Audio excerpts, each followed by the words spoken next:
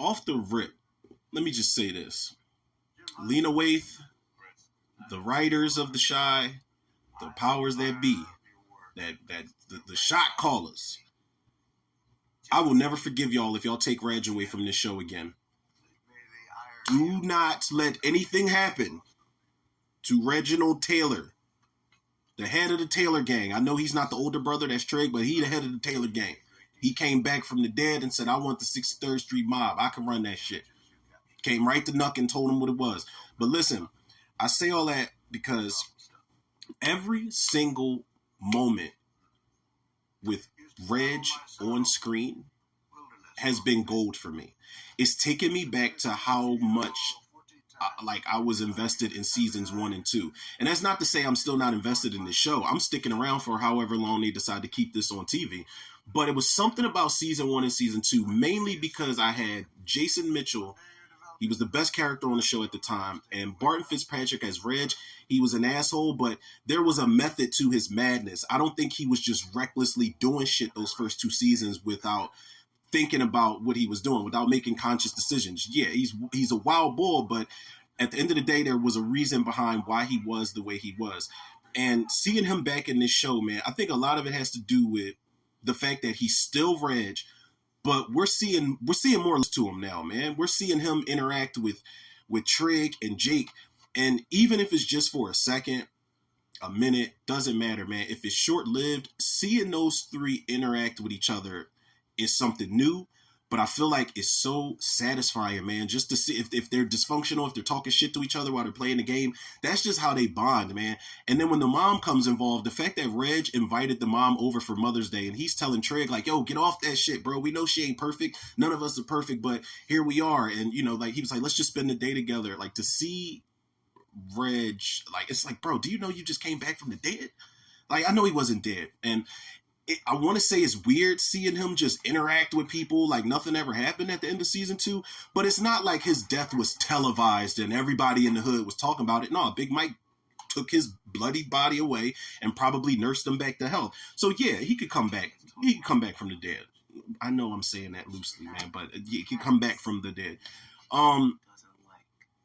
Overall, man, this was a Mother's Day themed episode. It's really well put together. It's a beautiful tribute to all the mothers that are in the episode.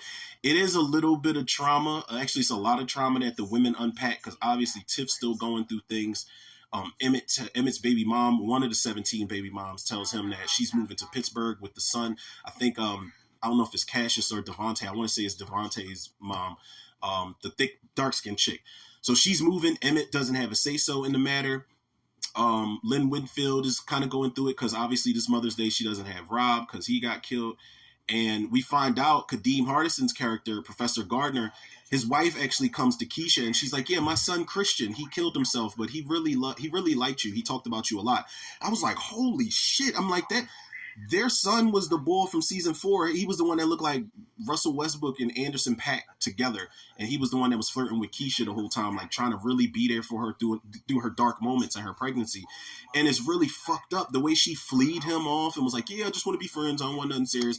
That's cool and all, but the fact that he ended up killing himself is really sad. And the fact that Keisha had that bomb dropped on her on Mother's Day and she had no idea, but it makes sense. I think that's a nice tie-in. Normally I'd be like, oh, that was now all of a sudden that was their son. But that's the reason why Professor Gardner takes so much of a liking to Bakari. And at some point in the episode, he says, yo, I want to watch you grow old, man. Like I believe in you. I want to see you do something with your life. And he's like, you remind me of somebody. And Bakari asks him who.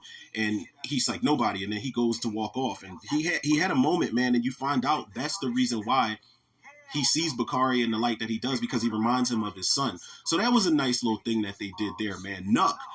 Look, man, Nuck is not just a typical goon, man. I was wrong about his character and how they were going to write him, man. I did not think I was going to like this, but in the opening sequence, they're playing Boys to Men, Philly Stand Up. They're playing the song for Mama in the intro because it is a Mother's Day episode. You find out Nuck's mom had passed away. He lays flowers at her grave, but you find out his dad killed her.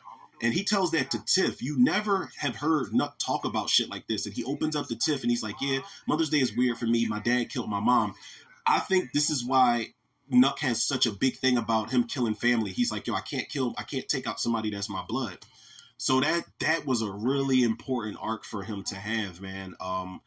The one thing I did not like about this episode, and maybe it's because I'm not a cards playing type of bull, we focus way too much. Its whole sequence is spent on Darnell and Emmett teaching Damien how to play spades, and I'm like, this shit is it's going nowhere, man. They have a whole sequence where they're explaining the rules to him and don't do this and do that, and you might want to do this because the game will be better. Da, da, da, because Damien agreed to a spades game and he doesn't know how to play. This is real life shit, and I understand it, but I'm like, this is just filler. Like, this is filler at this point, man. And it took me back to when James Bond in Casino Royale was playing cards for like 2 fucking acts of the movie, and by the time that scene was over, I don't even want to watch it no more. I was like, I could have went the whole episode without the spades thing, but people that are like diehard spades fans, which I know a lot of them, they will probably appreciate that moment right there.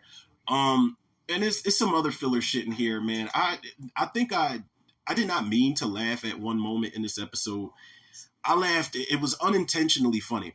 Luke James, I feel like he thought he was on stage, like he was doing Broadway or some shit, because he's snapping on Peaches, you know, the moms, or the mom, the Taylor gang's mother. Y'all get what the fuck I'm trying to say. He snaps on her because he's like, yo, man, we about to sit up here and act like, you know, everything's okay. Like, she didn't abandon us, and she keeps doing it over and over. And then he just screams at her, and he's like, this is the life I could have had, or some shit he says. I'm just like, bruh. Like, yeah, he thought he was doing, he literally probably thought he was doing Fences on Broadway, but that just goes to show Luke James is, he's a different kind of actor, man. I think he's one of the most talented artists. Like, I'm talking like an actor, musical artist. He's one of the most talented artists overall that's working today. But I think, you know, talking about Luke James and the character of Peaches and Reg and Jake, the whole episode could have been them. Like, if the Shy ever decided to do a spinoff and call it Taylor Gang with Reg, Trig, Jake, and Peaches, I'm all for it, man. If the whole episode was just them being dysfunctional, getting along for 2 seconds, and then not getting along, I swear to y'all, I will watch it, man. It's the best parts of the entire episode, man. It was a good episode altogether. Alicia is definitely about to be on her shit. First of all, she don't love Shad, and Shad knows it. She's like, I appreciate you, and he's like, and I love you. And she's just like, and she just walks off. So, you know, she doesn't feel as strongly about him as he does her. And I feel like he probably should have known that going into this situation.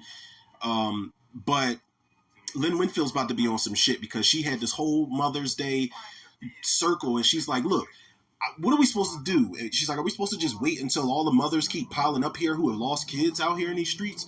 And she's like, we got to kill the killers. Let's kill the motherfuckers that's, killing these people out here, that's taking our sons away from us out here in these streets. And the one mom, Christian's mom, is like, or Tracy actually is like, you know how many killers is out here that we know?